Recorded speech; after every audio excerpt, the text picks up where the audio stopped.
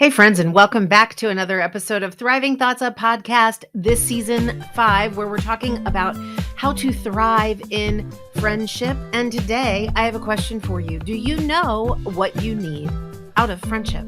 So many times we're disappointed in friendship because we haven't first taken the time to know what our needs are. On today's episode of Thriving Thoughts, I'm going to help you answer the question, what do I need in friendship?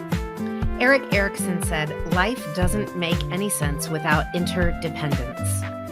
We need each other, and the sooner we learn that, the better for us all. If you're unfamiliar with the work of Erik Erikson, he's an expert in human development, in the development of our psychological needs. And I'm sure Erik Erikson said something else about this later on in his years, but here's something that this quote doesn't address. It doesn't address what we need. I don't believe anybody would argue that they know that they need other people. I think there are some people who have been hurt so badly or betrayed so frequently that they might believe that they don't need other people, that if they let other people into their lives, that they are just bound to get hurt.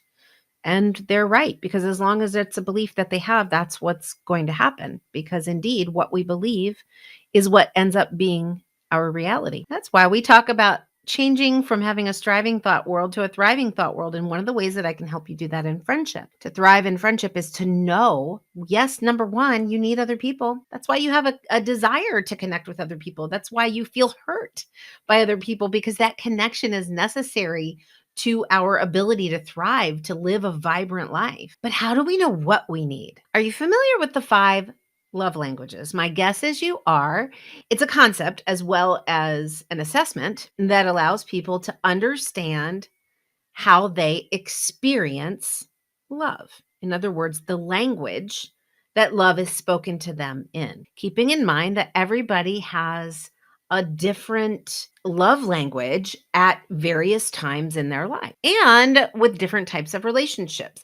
So when Dr. Gary Chapman introduced this, it was specifically for marriages, for significant other relationships, for people to understand, how do I experience love? And there's 5 languages. This is not a lesson in the 5 love languages, but it is a great tool for you to use to determine what your friendship language is. So the 5 areas, if you're unfamiliar, the 5 languages are words of affirmation, quality time, physical touch, receiving gifts, and acts of service. This instrument has been used worldwide to get people to understand how they experience love or how they need love to be expressed to them. So for example, if your love language is words of affirmation, that means the way that you experience love is for somebody else to use words to say, I love you. I care for you. Hey, you're doing a great job. It's words, literally words that encourage you. That's the way you experience love. And so if you're in a relationship and you're not hearing that, then you're going to assume that that person doesn't love you. But here is the premise of this episode.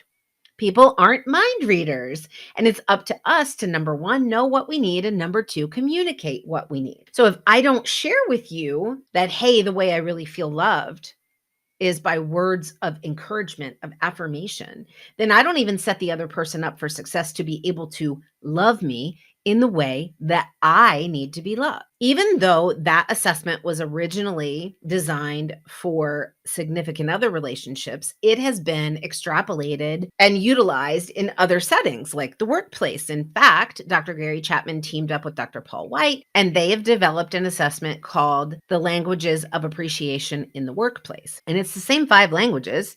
It's just applied to working relationships. So friends, yes, you can take this assessment. You can get it for free online. You can just, Google 5 love languages. I'll even put a link in the show notes here for you today. But you can take this assessment. It's pretty quick. And I want you in your responses to be thinking, have that relationship in mind. So if you're thinking specifically about one particular friend, maybe it's your best friend, and you're thinking about that person, that relationship, answer the questions within the context of that relationship. And then that's going to reveal to you what you need from them.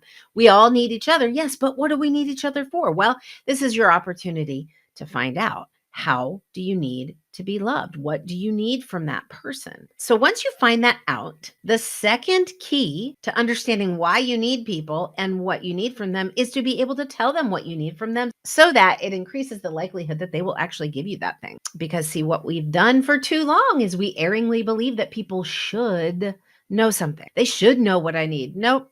Let me just set you on the straight and narrow about that one. People shouldn't know what you need because people aren't mind readers. You have a voice.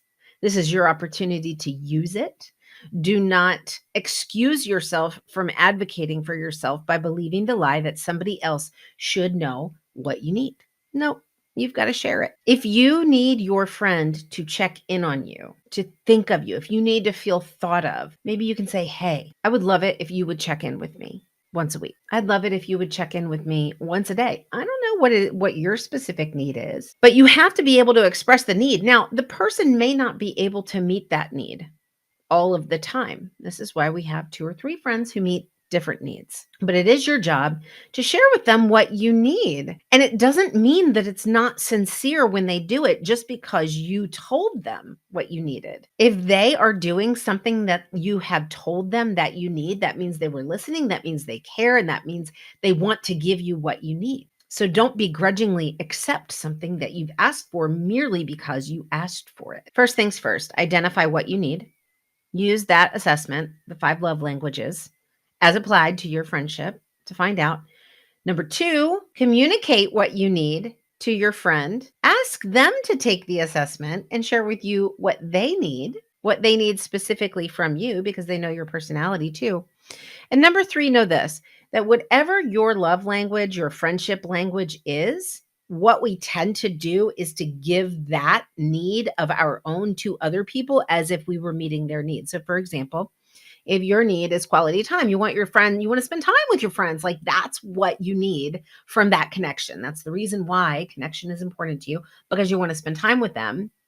Maybe that's not what one of your particular friends needs, but because that's our egocentric mind, that we have this lens that looks through our experiences first. If we feel like we need quality time, then we're going to make the assumption that the other person needs quality time too, when that may not be the case. So just remember, just because something is your language doesn't mean that it's your friend's language as well. It could very well be, but it might not also be. So have a conversation.